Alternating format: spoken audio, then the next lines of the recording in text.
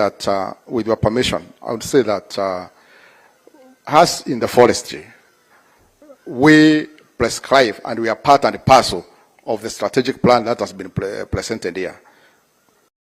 Work together and we have come with it. And we are very clear on the things that we are supposed to do in the next 5 years in order to deliver the vision under this strategic plan.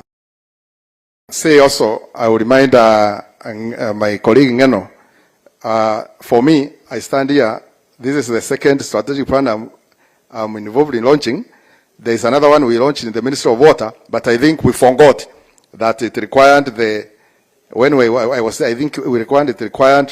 that level, because it was a key level. This one, it shows now it has been done properly. And I think I will ask my colleagues in the water to repeat the same so that it can meet this standards. I want to say this. Honorable Prime Minister, you have given us a target of 15 billion trees, right from the president of this country. And 15 billion trees, because that is the campaign we're having now. What does it mean? It means a lot for this country. And I think, if you can allow me, I would say this. I was sitting there with my friend, the PS in national planning, and I was asking him slowly, confirmed what I was thinking about, of 15 trillion. That's the GDP of this country. But if we grow this 15 billion trees in the next 10 years, and we assume every tree is just worth, farm gate level, 10 million. In the next 10 years, we will be able, I mean, it's worth 10,000. In the next 15 years, it means we have added to the GDP of this country by 150 trillion Kenya shillings.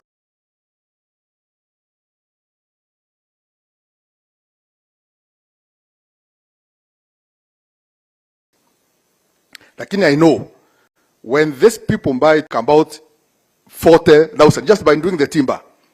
Now look at the furniture. By the time you go to the furniture, look at the jobs that you create. And more so, you sort out the environment. And more so, we sort out the biodiversity issue. So, Honorable Gekaria, our chairman, when I come to you next time to plead that, please, ongeza kindogo, because I want to bring the 150 trillion economy to add to what we have to this country. And it is doable. The other thing I want also to say, Your Excellency, is that on the 7th of this month, you know, ile inaitangwa Sabasaba, but we were arranged by the Excellency, the President of this country, Honorable Ruto, and you were there, and we went for racing. The President was number one. He planted 15 trees in 1 minute and 59 seconds. He was number one. And I remember, Your Excellency, Prime Minister, you are number two. You planted 14 trees. And in the same time, you planted 14 trees. What does this mean? If within about 2 minutes, our president can plant 15 trees, it means in 2 minutes, he can plant 30 trees. Isn't it? I think there are mathematics, I'm right. Isn't it? Now, in a year, we have over 525,000 minutes. And we are saying, just set aside 2 minutes, just set aside 2 minutes, and plant 30 trees. Because if every Kenyan plant 30 trees per year, it means we will be able to plant 1.5 billion trees in a year, and we will be able to hit our target. And you know, if you continue and just set aside 1 hour, then you can plant in a year 450 trees. And that would be a plus, a big plus for this country.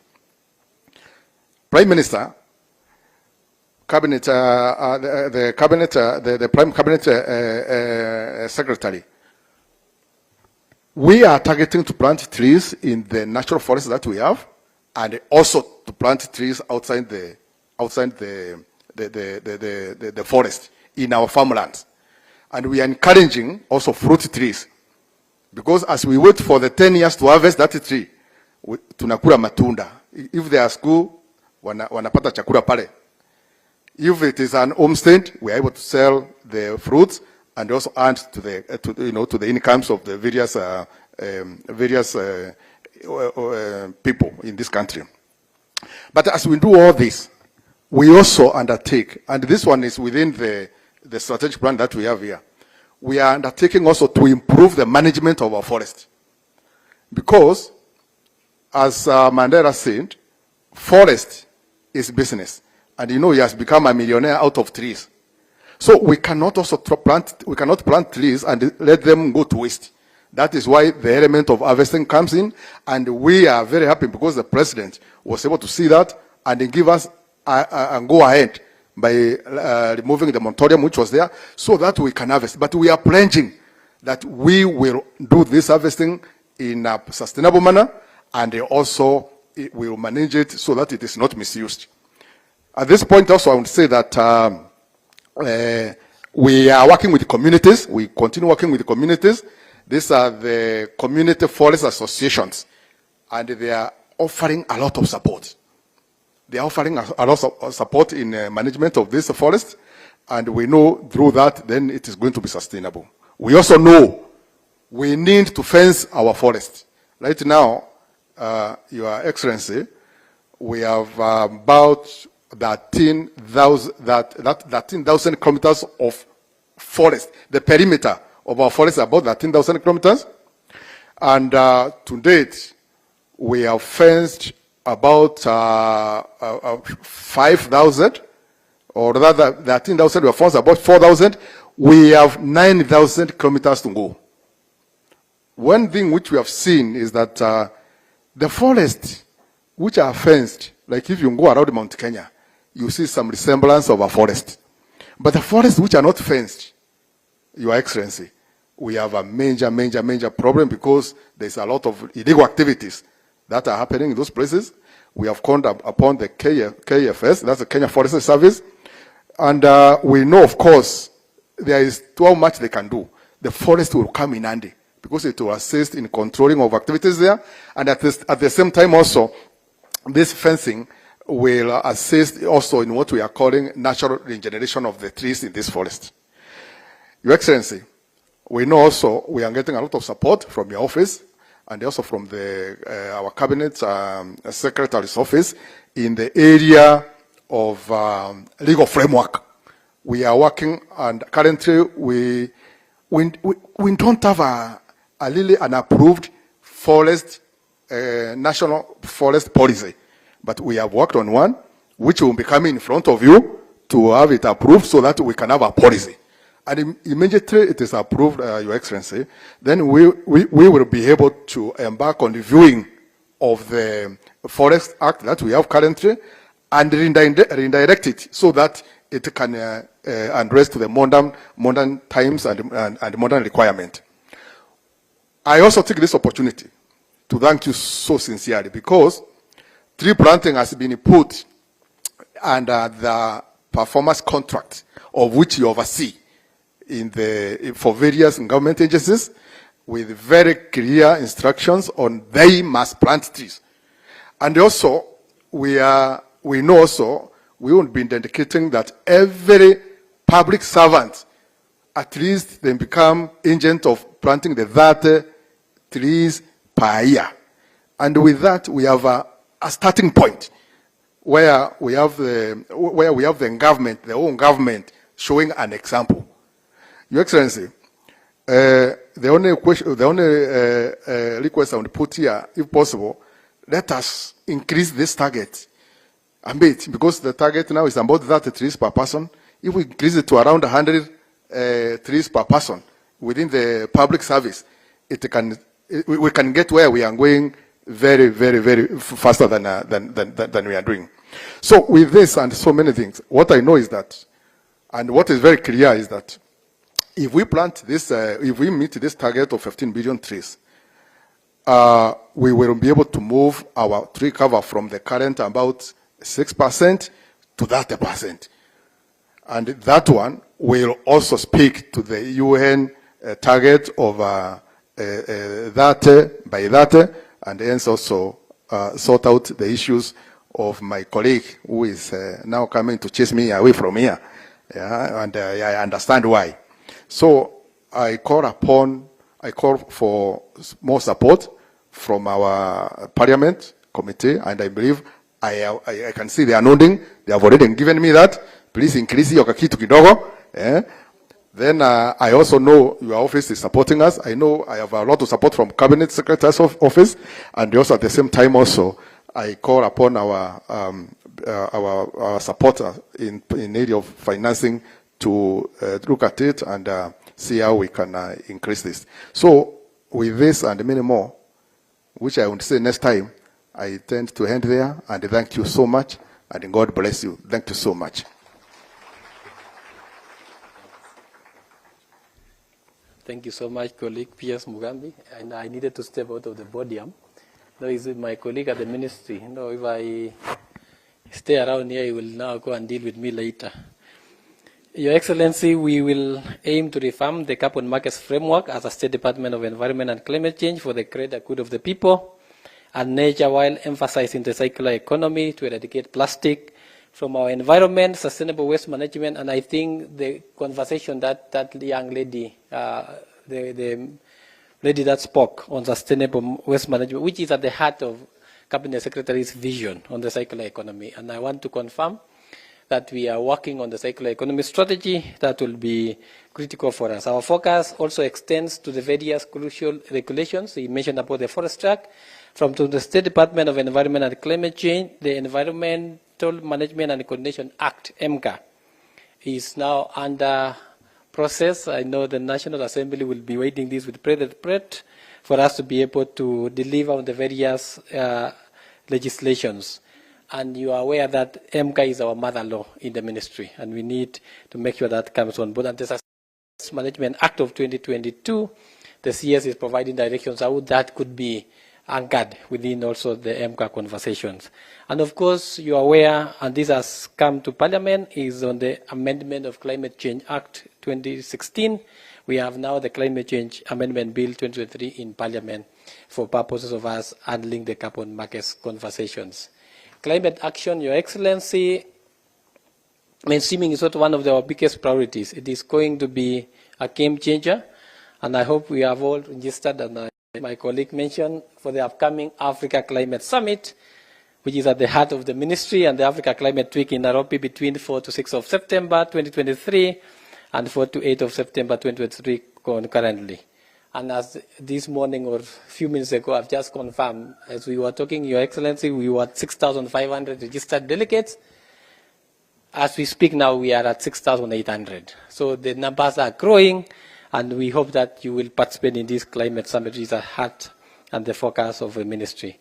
And this is very strategic because our President, His Excellency President William Ruto, is the chair of the Committee of the African Heads of State and Government on Climate Change. We'll be having also a youth on board at the Africa Assembly with a pre-summit between the 1st and the 3rd of September 2023. I must express sincere gratitude to our development partners, as mentioned, and chair of the Development Partners Group, World Bank, KfW, USAID, China, COICA, UNEP, UNDP, FDP, Danida, GIZ, JICA, UNESCO, SIDA, USAID, UNICEF, Danish. Without your support, our goals will not be attainable. At this juncture, Your Excellency, allow me now to invite Anthony, who is the UNDP resident representative, to give his remarks. But I'm told, Anthony, we must sing first before you come on board. And he's one of our strategic partners who have supported us in our development of the strategic plan. So, Anthony, you'll have to dance to the songs as we progress. Let's give a round of applause to Anthony as we also get engaged with a small break. I know we've been sitting, we're almost there, Your Excellency. After Anthony, we'll have the CS and yourself. So we are almost coming to the tail end of our process. So Anthony, whether you want to dance here or there is up to you now. Do you want us to stand and enjoy the beats together? Kindly, let's be upstanding. Your Excellency, just for this brief moment, it's important.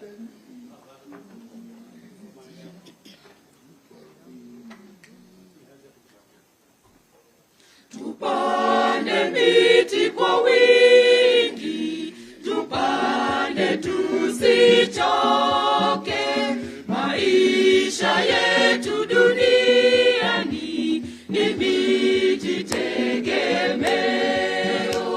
Tupande miti kwa wingi, tupande tusichoke, maisha yetu duniani ni miti tegemeo.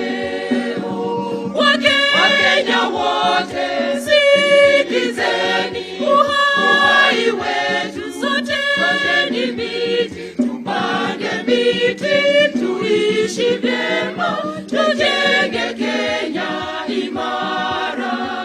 Tupande miti tuishi vyema, tujenge Kenya imara. Kivuli, maji, hewa nzuri yatoka kwenye miti. You can be seated. Anthony. Come. Wategemea miti. Kivuli, maji, hewa nzuri yatoka kwenye miti. Ustaarabu maishani wategemea. Asante sana. Asanteni sana. A round of applause. Thank you so much. Uhai wetu sote ni miti. Tupande miti tuishi vyema, tujenge Kenya imara. Asanteni sana. Asanteni sana. Prime Cabinet Secretary.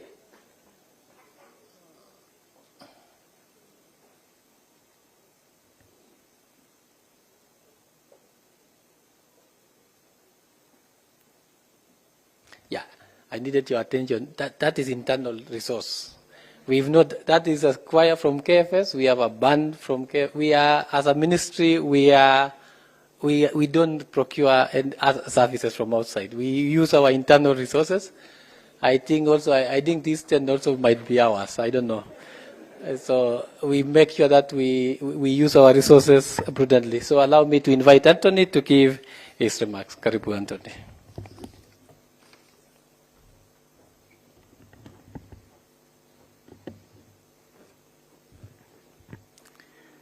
Your Excellency, the Prime Cabinet Secretary Soipa Ntuya, Permanent Secretaries, Members of Parliament, members of civic society, the private sector, watu wote, good morning.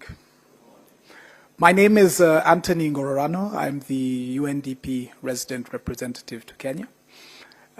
It's really a momentous moment. We were so proud to be here to witness the launch of this strategic plan. Many have spoken before me, and so I'll try not to replicate or repeat what has been said. But I have mainly 5 messages. But before that, I think I want to ask us all to join our hands and clap for really this great achievement that we're celebrating today.